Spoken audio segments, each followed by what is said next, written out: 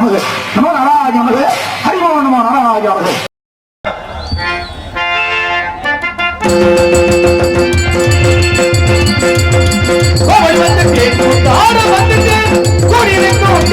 வணக்கம் தந்திட்டு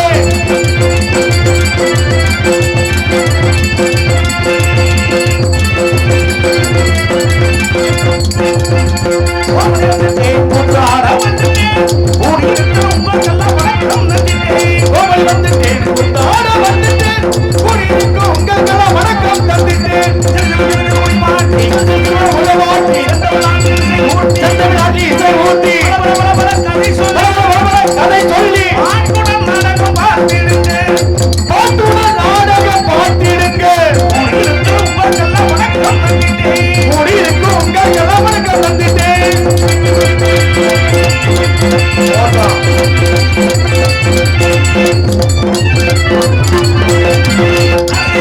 தெரியாது அரசியல் எல்லாம் தெரியாது, அரசியல் எல்லாம் தெரியாது, அதிலே தொடர்பு கிடையாது, அதிலே தொடர்பு கிடையாது.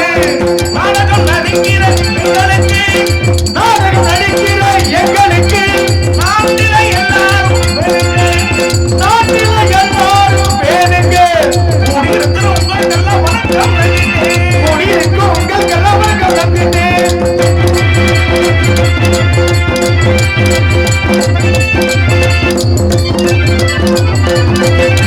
கொள்ளையடிப்பவன் அடிக்கட்டும், கொள்ளையடிப்பவன் அடிக்கட்டும், கொள்ளையடிப்பவன் அடிக்கட்டும், கொள்ளையடிப்பவன் அடிக்கட்டும். முடிச்சிட்டு கும்மாளம் போடட்டும், நல்லா முடிச்சிட்டு கும்மாளம் போடட்டும்.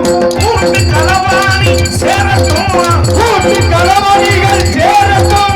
கூண்டோடு கைலாசம் போகட்டும், கூண்டோடு கைலாசம் போகட்டும். இருக்கிறதுனாலே எங்கள் வாழ்க்கை என்னாலே, எங்கள் வாழ்க்கை கலையாலே, எங்கள் வாழ்க்கை கலையாலே ஓவலி வந்துட்டேன், கூட்டு ஆழம் வந்துட்டேன், கூடியிருக்கிற உங்களுக்கெல்லாம் வணக்கம் வந்துட்டேன், வணக்கம் வந்துட்டேன், தந்துட்டேன் தந்துட்டேன் தந்துட்டேன்.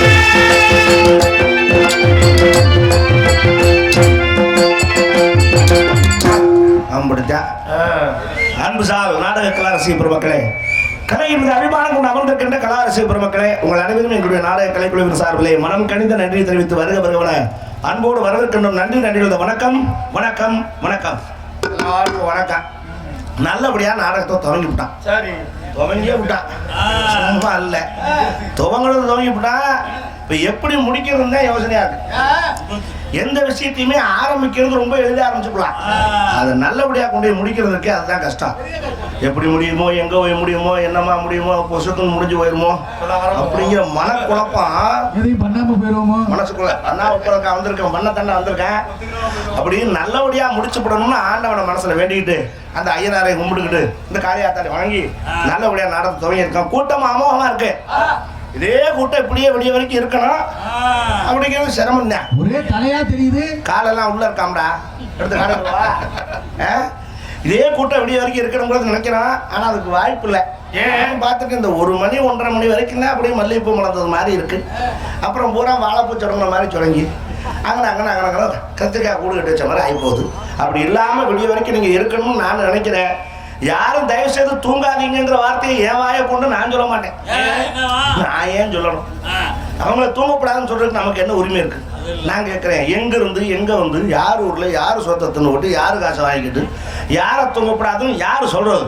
நாடாக்காரங்களுக்கு தும்ரா அப்படின்னு நம்ம அவங்களை கேட்டுவிட்டாங்கன்னா தப்பா போகும். ஆனால் எள்ளுதான் என்னைக்கு காயத்துனா எலிப்புழுக்க ஏன் காயணும்? நாங்க தான் காசை வாங்கணுமேனு நான் யாழ் ஒழுவன் கத்தி சாகிறோம். அதுக்காக உங்களுக்கு என்ன முடிஞ்சா முழிச்சு பாருங்க, முடியலா தாராளமா தூங்குங்க, எந்த பஞ்சாயத்தும் இல்லை. என்னடா இவ்வளவு செலவு பண்ணி நாடத்தை வச்சு விட்டோமே, நம்ம அதுக்காக ரொம்ப முழிக்கணும் அப்படிலாம் நினைக்காதீங்க. எவ்வளவு கோடி ரூபாய் செலவு பண்ணாலும் தூக்கத்தை விலை கொடுத்து வாங்க முடியாது. போய் பொட்டி கடையில் போய் எனக்கு 100 ரூபாய்க்கு தூக்கம் கொடுங்க, 50 ரூபாய்க்கு உறக்கம் கொடுங்க கேட்டால் கிடைக்குமா? கிடைக்கும். 145 ரூபா கொடுத்தோம்னா கிடைக்கும். எப்படி?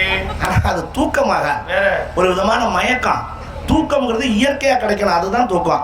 ஏன்னா தண்ணியை போட்டு எவனா நிம்மதியா தூங்கி பார்த்துருக்கீங்களா? அவனும் தூங்க மாட்டான், பக்கத்தில் இருக்கணும் தூங்க மாட்டான். ஏன் அப்படியே போட்டு உடஞ்சிட்டே கிடப்பான். துப்பி அவன் முகர கட்டி நாரி, பக்கத்தில் இருக்க முகர கட்டி நாரி நச உழைஞ்சு போகும். அந்த மாதிரி இயற்கையான தூக்கங்கிறது தானா கிடைக்கணும். அது வரும்போது தூங்கிக்கிறங்க, ஒன்றும் பிரச்சனை இல்லை. தூங்குறவங்களும் பக்கத்தில் இருக்காளுக்கு தட்டி கிட்டி எழுப்பிடாதீங்க. உலகத்திலேயே செய்யக்கூடாத பாவம் 2 தான். கொலை பண்ணா கூட மன்னிப்பு கிடைக்கும்ன்ற. ஆனா மன்னிக்க முடியாத பாவம் 2 எதுனா என்னது? தூங்குறவங்களை எழுப்புறது மிகப்பெரிய பாவம். இதை நான் சொல்லல, ஹரிச்சந்திர சக்கரவர்த்தி மயானத்துல நின்று நாளைக்கு புலம்புவார், கேட்டு பாருங்க. தாரணியில் படுத்தவரை தட்டி தட்டி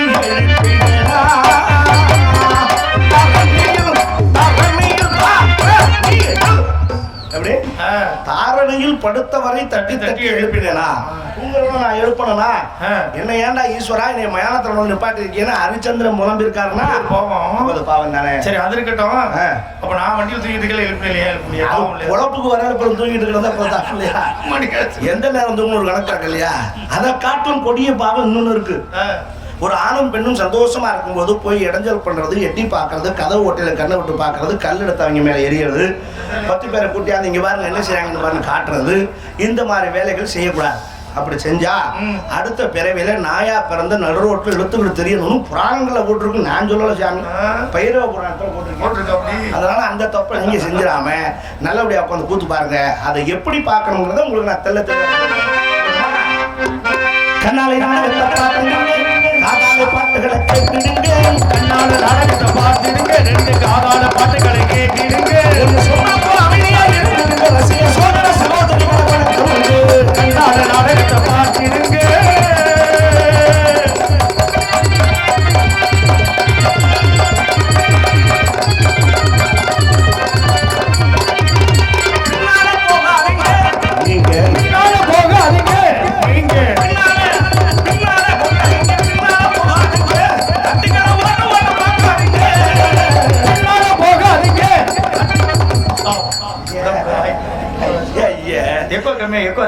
பாட்டை நிப்பாட்டினீங்கன்னா நான் எப்படி பாடுறேன்? என்னது பின்னால எதுக்கு சொன்ன காரணம் அப்படிலாம் கிடையாதுல்ல.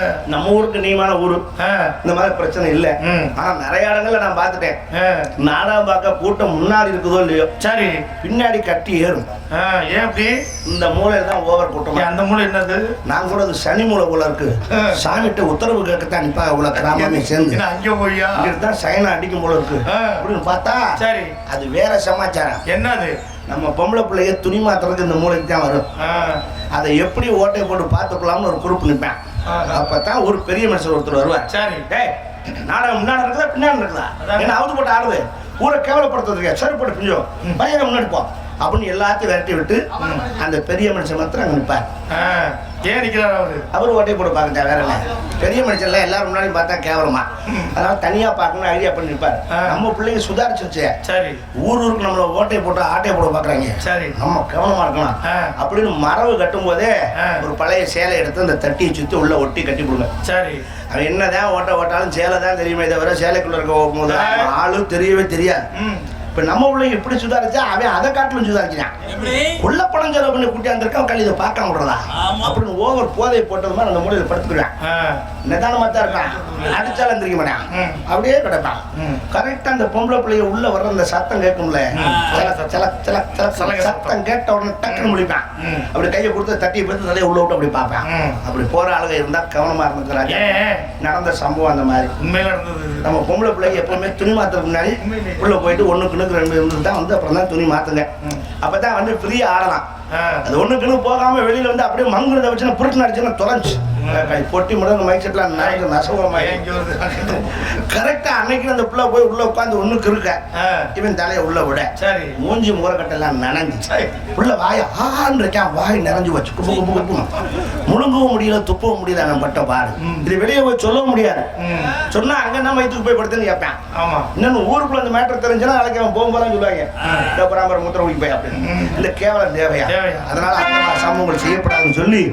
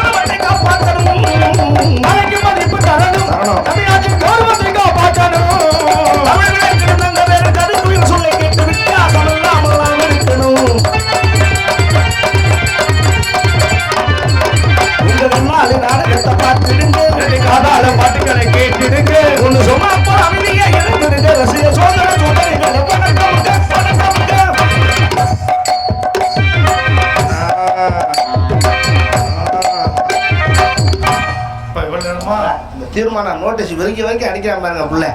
அதான் இந்த டைமிங்கு. இப்ப நான் விரிச்சுட்டேன், விரிச்சதை படிச்சிடுறேன். படிச்சிடவா?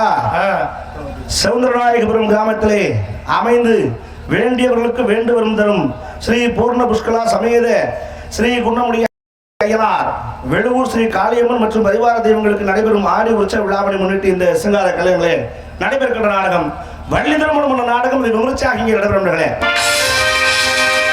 இந்த வள்ளி திருமண நாடகம் தேவையான்னு நான் கேட்டேன். தேவையான வச்சிருக்கா அப்படின்னு தேவையா? தேவையானா எதுக்கு வைக்கிறாங்க? வேற இந்த நாடகத்துடைய தேவை என்ன? என்ன தேவை? இந்த வள்ளி திருமண நாடகத்தை எதுக்காக ஊர்கள் நிறைய வைக்கிறாங்க? தவத்திரு சங்கரதா சுவாமிகள் இயற்றிய நாடகங்களிலே எத்தனையோ நாடகம் 68 நாடகத்துல ஹரிச்சந்திரா, பவளக்குடி, சத்யவான் சாவித்திரி, பாமா விஜயம், பக்த மார்க்கண்டையா, பக்த பிரகலாதா, சதி லீலாவதி, சதி அனுசுயா, சீமந்தனி, இப்படி எக்கச்சக்கமான நாடகம் விட்டு இந்த வள்ளி திருமணத்தையே வைக்கிறாங்கன்னா அதுக்கு என்ன காரணம்? என்ன காரணம்? ஒருவேளை மத்த நாடகம் ஆடுறதுக்கு ஆள் இல்லையா? ஆமா, அது ஒரு காரணம் தான். ஆமா, இருந்த பெரிய தலையெல்லாம் போயிருச்சு, மண்டையை போட்டுருச்சு. 1-2 பேருக்கு தெரியும், தெரிஞ்சும் பிரயோசனம் இல்லை. மற்ற ஆளு படிச்சுக்கிறதுக்கு வரமாட்டேங்கிறான். பாடா படிச்சுங்கடா, புது நாடகங்கள் பல நாடகங்கள்லாம் தெரிஞ்சுக்கடான்னா வரமாட்டேன். எப்படி வருவேன்? 5000-6000 சம்பளம் வாங்கி பழகிட்டேன், அப்படி எப்படி வருவாங்க? காசு வந்துருச்சுன்னா படிக்கிறங்கிற என்ன வராது. 2வது வாத்தியார்கள் இல்லை, இப்ப சொல்லிக் கொடுக்குற வாத்தியார் இருக்காங்க, வாத்தியார்ட்ட வச்சு படிச்சுட்டு வர்றதில்ல, யூடியூப் தான் இப்போ வாத்தியார். அதை பார்த்தே தெரிஞ்சுக்கிறேன். 2 வாட்டி 2 குத்தாட்டம் போட்டா போதுங்கிற முடிவு அவ்வளோதான், முடிஞ்சு போச்சு. ஆனாலும் இந்த வள்ளி திருமண நாடகத்துக்கு மிகப்பெரிய ஒரு தாற்பயம் இருக்கு. எப்படி? இந்த வள்ளி திருமண நாடகத்தை ஆரம்பத்திலிருந்து முருகனும் வள்ளியும் மாலை மாத்துகின்ற காட்சி வரை யார் ஒருத்தர் இருந்து பாக்குறாங்களோ அவங்களுக்கு முருகனுடைய அருள் பரிபூர்ணமா கிடைக்கும் அப்படின்னு ஒரு ஐதீகம், ஒரு நம்பிக்கை. ஐதீகம், அவ்வளவுதான். சரி, அதுக்காக விடிய வரைக்கும் நாடகம் பார்த்துட்டு காலையில் உள்ள வந்து எங்களை கேட்கக்கூடாது. என்னன்னு நான் முடிய இப்போ வந்து எனக்கு ஒண்ணுமே கிடைக்கல அப்படின்னு கேட்கக்கூடாது. ஆளுக்கு 2 கட்ட பையில வச்சு கொடுக்க முடியாது நான் புண்ணியத்தை. அதெல்லாம் தானா சேர்த்துக்கிறது தான். இன்னொரு விஷயம் என்னடான்னா, இந்த வள்ளி திருமண நாடகத்தின் கதாநாயகனான முருகனுக்கும் நாடக நடிகருக்கும் மிகப்பெரிய நெருங்கிய சம்பந்தம் இருக்கு. எப்படி? இந்த உலகத்துல இருக்க உசுரோட பூரா படைச்சது யாருன்னு கேட்டா நம்ம என்ன சொல்லுவோம்? பிரம்மா தான் படைச்சாருன்னு சொல்லுவோம்.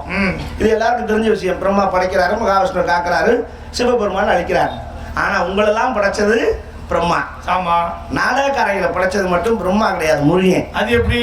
யாராவது நம்ம எல்லாரையும் படைச்சது பிரம்மா மாற்றி இருக்கு, கதை இருக்கு. இல்லாத விஷயத்தை அறிஞரும் பேச மாட்டேன். இது எப்ப நடந்தது, முருகன் எப்ப படைக்க ஆரம்பிச்சான் அப்படிங்கிற கதைய என்னங்க இப்ப? அது ஒண்ணு இல்ல. சரி, ஓகே ஓகே, அவர் ஏத்துக்கிட்டாரு. அது இப்ப ஏத்துக்கிட்டா ஒண்ணு இல்ல, ஒன்றும் தப்பு இல்லை. இருக்கட்டும், தண்ணி பாக்கலாம், ஒண்ணும் இல்லை, ஒண்ணும் இல்லை. சரி சரி சரி, ஒண்ணு இல்லை, தண்ணி பாக்கலாம். சரியா போகும் கொஞ்ச நேரத்துல. சரி, முருகன் எப்போ படைக்க ஆரம்பிச்சான் அப்படிங்கிற கதையை உங்களுக்கு சொல்றேன், நீங்க தெரிஞ்சுக்கலாம். எங்க பாப்போம்? முருகனுக்கும் பிரம்மாவுக்கும் ஒரு சின்ன சண்டை. சண்டையா? ஒண்ணு வாய்க்கா வரப்பு சண்டை இல்ல, வாய் சண்டை தான். அதாவது பிரம்மா நடந்து வர்றாரு, இந்த பக்கம் முருகன் நடந்து போறாப்ல. சரி, முருகன் பிரம்மனை பார்த்தான்னு கேட்கறாப்ல, யோ பிரம்மா, நீ தானே படைக்கிற, எதை அடிப்படையா வச்சு படைக்கிறேன்னு முருகன் கேட்டுவிட்டேன். சரி, முதல்ல அடிப்படைனா என்னன்னு நம்ம தெரிஞ்சுக்கணும். ஆமா, ஒரு சுடுதண்ணி காய போடணும்னா அதுக்கு என்னென்ன பொருள் வேணும்? சட்டி வேணும், தண்ணி வேணும், அடுப்பு வேணும், விறகு வேணும், எல்லாம் வேணும், நெருப்பு வேணும். இதெல்லாம் இருந்தா தான் சுடுதண்ணி போடலாம். சுடுதண்ணி காய வைக்கவே 5 பொருள் தேவைப்படுதுன்னா ஒரு உசுரை படைக்கிறதுக்கு என்னென்ன வேணும்னு கேட்கிறா முருகன்.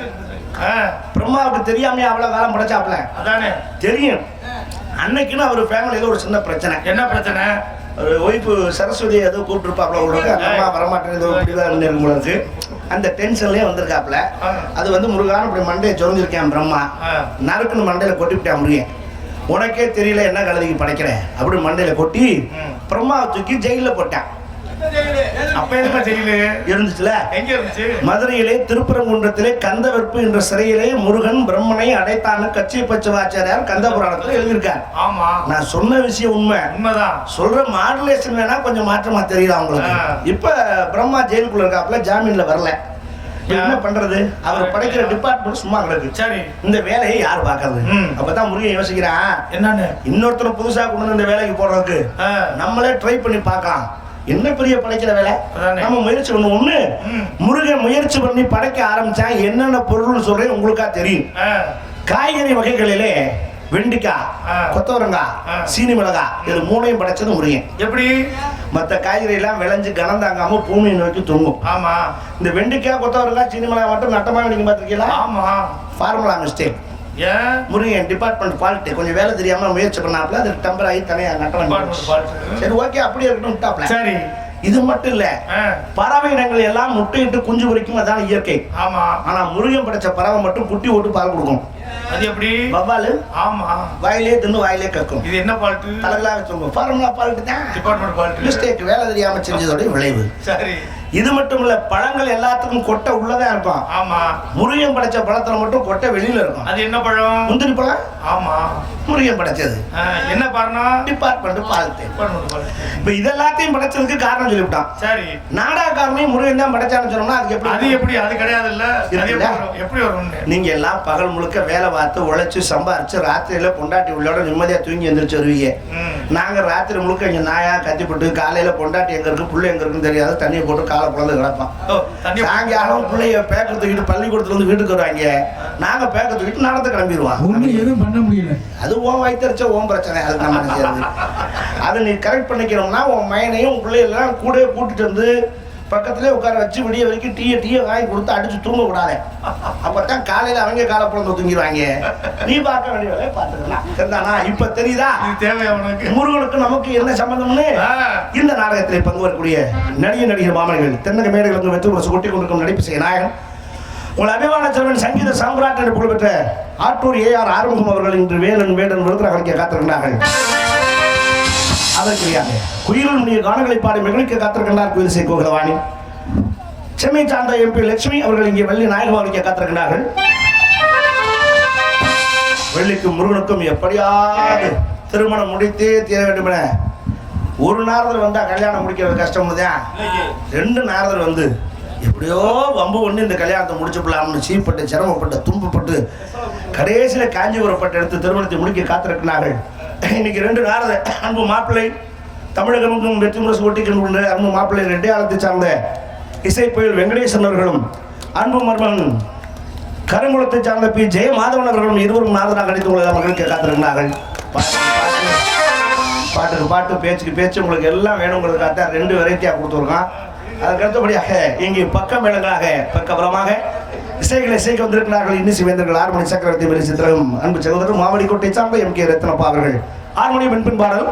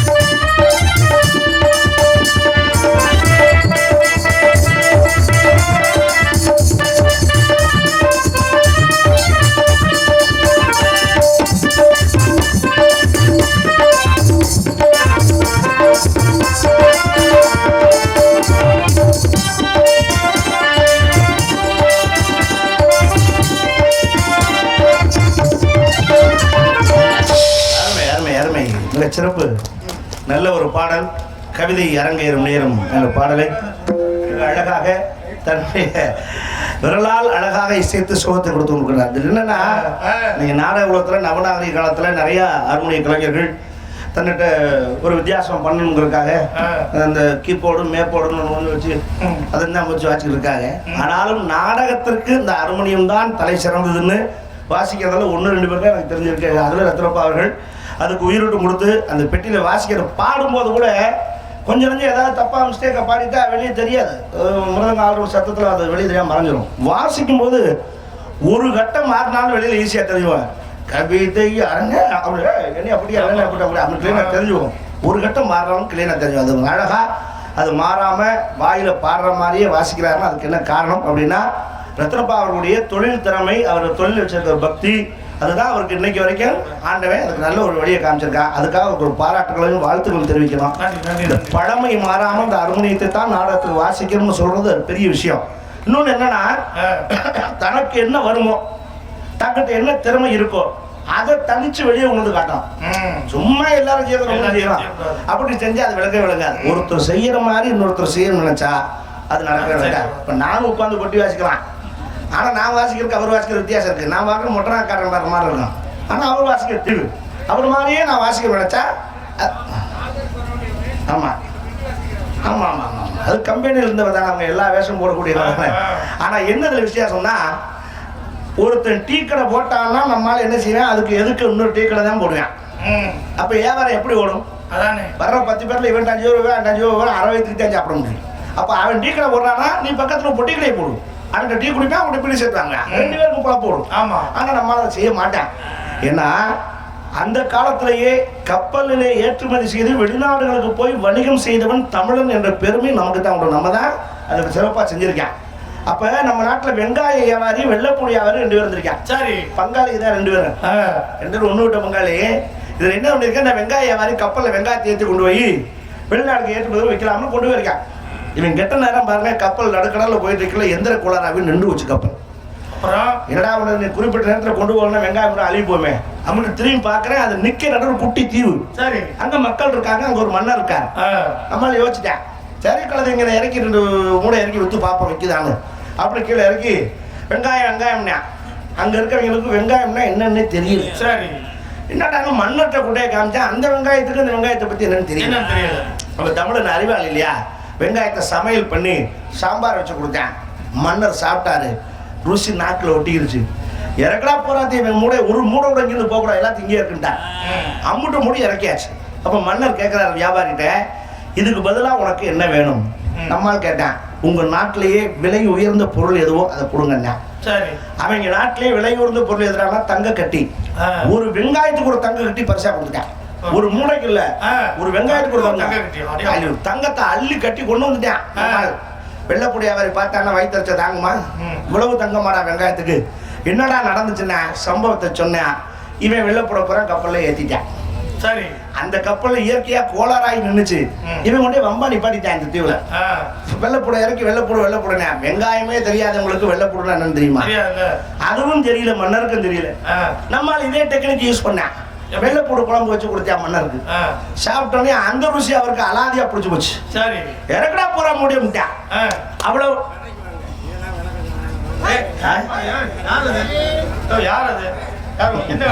என்ன கதை வேணும்?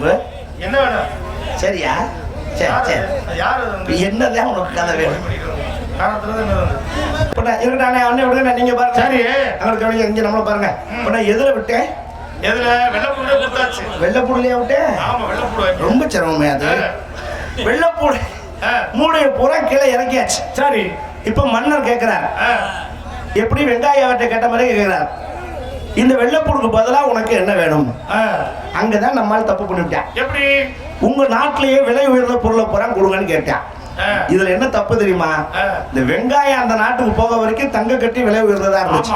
வெங்காயம் எப்ப போச்சோ விலை உயர்ந்தது வெங்காயம் தான். வெள்ளைப்பூட பூரா இறக்கிட்டு வெங்காயத்தை பூரா ஏற்றி விட்டேன். இது தேவையா? பக்கத்து வீட்டுக்காரங்க அந்த மூடையை அங்கிட்டு கொடுத்துக்கிட்டு வாங்கிருக்கலாம். வெங்காயத்தை காட்டிலும் வெள்ளைப்பூடு விலை கூட. தள்ளு வண்டியில போட்டு விட்டாலும் நல்ல காசு கொடுத்துருக்கலாம். இது எதுக்கு சொல்றேன்னா, ஒருத்தன் செய்யற மாதிரியே ஒருத்தன் செஞ்சா இப்படித்தான் வாங்க போடணுங்கிறதுக்கு வேண்டாம்னு சொன்னேன். கேட்கணும்ல, இல்ல அதை சொல்ல. மிக சக்கரவர்த்தி தாளவாத்திய வித்தகிற நண்பு தம்பி, நாடக உலகத்திலேயே இன்னைக்கு முறையாக இசை கல்லூரியை படித்த ஒரு மாணவன். இன்னைக்கு அவரை மாணவன் சொல்ல முடியாது, அவர் வாத்தியாரா இருந்துட்டாரு. நிறைய பசங்க அவர் படிக்கிறாங்க, அவர் உருவாக்கிட்டு இருக்காரு. அவர்கிட்ட படித்த பசங்க எங்களோட வந்து ஆரம்பம் நடிச்சிருக்காரு, நானும் நடிச்சிருக்கேன். அன்பு தம்பி ஆவடியார் கோவில் மோகன்தாஸ் அவர்கள் இங்கே மிருதங்க மண்டோலக்கன் தவேலா தம்பி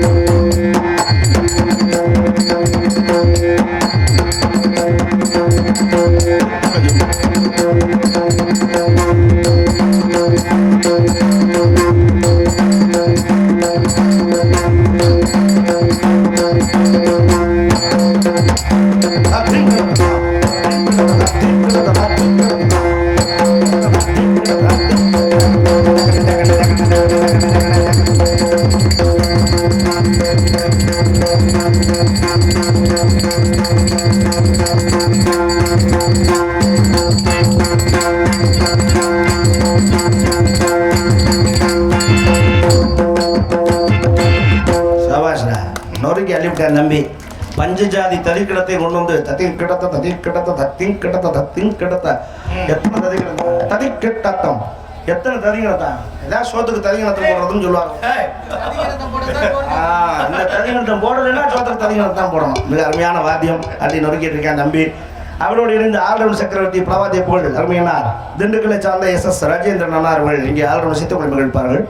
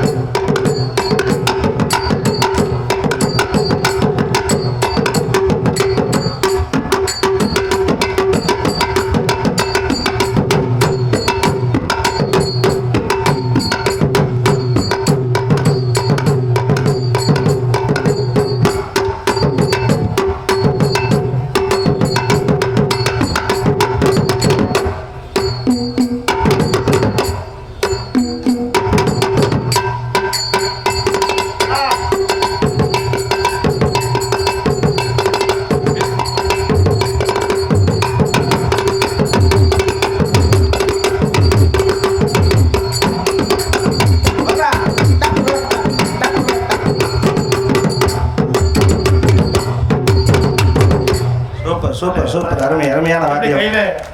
இன்னைக்கு ஆல்ரவுண்டக்காரங்கள்ல பெரும்பகுதி குச்சியை கையில் எடுத்தா கீழே வைக்கிறது. ஆனா அண்ணன் ஒரு ஆள் கையில வாசிக்கிறதுன்னு அந்த பங்கீடு வச்சிருக்காப்புல. எதுக்கு எடுக்கணுமோ அதுக்கு மட்டும்தான் அந்த குச்சி எடுக்கணும். மற்ற நேரத்துல எல்லா நேரத்திலயும் ஆடு மாடு விரட்டுற மாதிரி குச்சி எடுத்துட்டு பல பெட்டிக்காரங்க காது கேட்காம போனது காரணமே காரணம். மிக சிறப்பான வாத்தியம். தாளம் லய சக்கரவர்த்தி என் நண்பு மாமா பாசத்துக்குரிய அரசு குலத்தை சார்ந்த கீழ்பாதி மேல் பாதி நடுவில் ஒரு ஜோதி தாளம் அவர்கள்.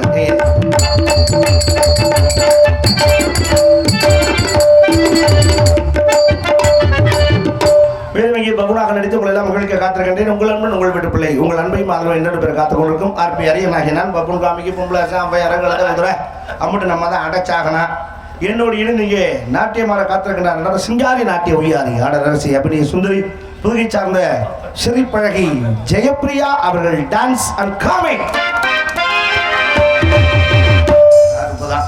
மேலும் இந்த நாடகத்திற்கு சிறந்த முறையிலே ஒலிபெருக்கி அமைத்து பெருமைப்படுத்திக் கொடுக்கின்றார்கள். ஒலி அண்ட் ஒளி அமைப்பு வின்னர் ஆடியோஸ் தாழனூர் ஒலிபெருக்கி. அதோட அன்னை பாட்டு பக்தி பாட்டு சாமி பாட்டு போடுறது மாத்திரம் இல்லாமல் சமூகத்துக்கு வேண்டிய சில கருத்துக்களை இந்த பாட்டோட இடையில ஜாயின் பண்ணி அழகாக சொன்னார். நம்ம வாழ்றது கொஞ்ச காலம், நம்ம நினைச்சா இன்னும் சில பேரை வாழ வைக்கலாம்.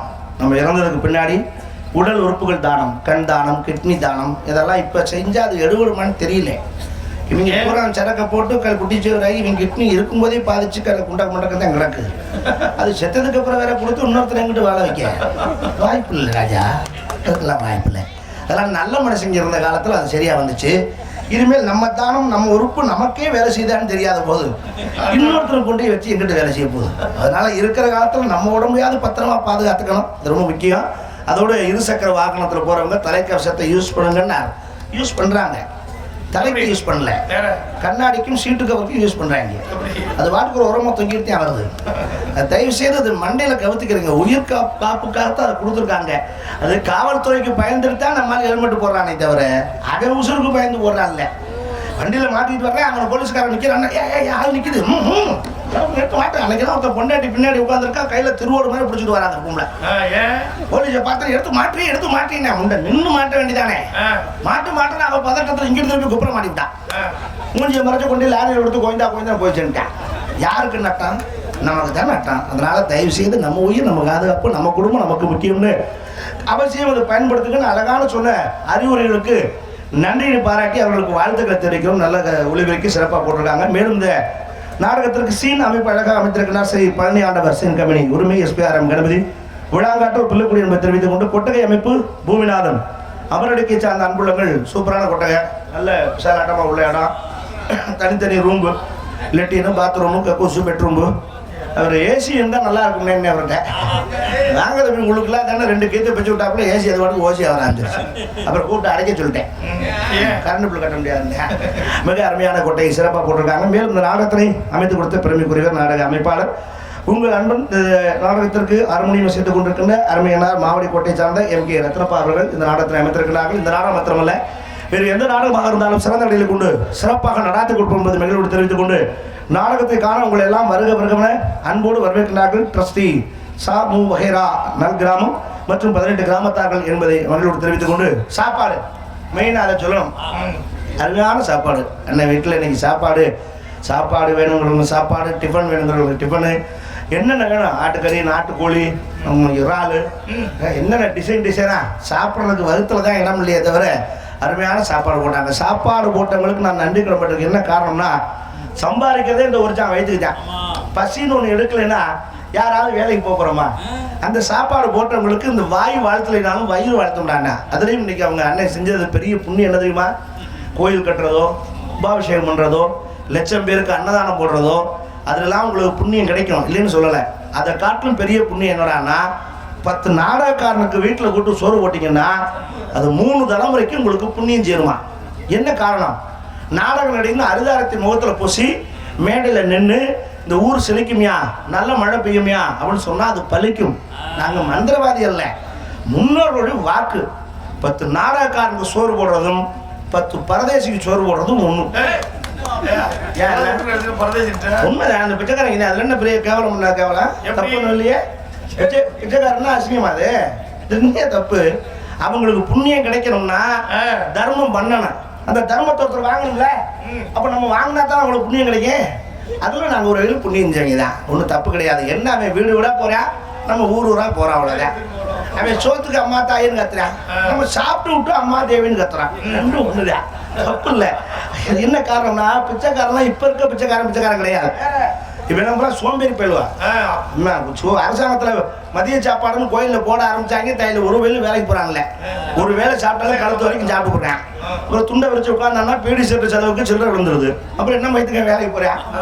இப்ப இருக்க பிச்சைக்காரன் சோம்பேறி. அந்த காலத்துல ஒரு பிச்சைக்காரன் வந்தான், அவனுக்கு பேர் ராப்பிச்சை. ராத்திரி 9:30 மணிக்கு வருவேன். எப்படி வருவேன்? இப்ப இருக்க குளிக்காத பாண்டாங்க வர மாட்டேன். நல்லா குளிச்சு ஃப்ரெஷ்ஷா காஃபி ட்ரெஸ் போட்டு பட்டை அடிச்சு தோல்ல ஒரு உலக்க வச்சிருப்பேன். இப்பெல்லாம் இந்த தலைமுறை எத்தனை பேர் அதை பார்த்துருக்காங்கன்னு தெரியல. அந்த உலக்கையில இங்கிட்ட ஒரு குண்டாச்சட்டு, இங்கிட்ட ஒரு குண்டாச்சட்டு தராசு மாதிரி தொங்கும். நடுவில் ஒரு மணி ஏற்றி விட்டுருப்பேன்.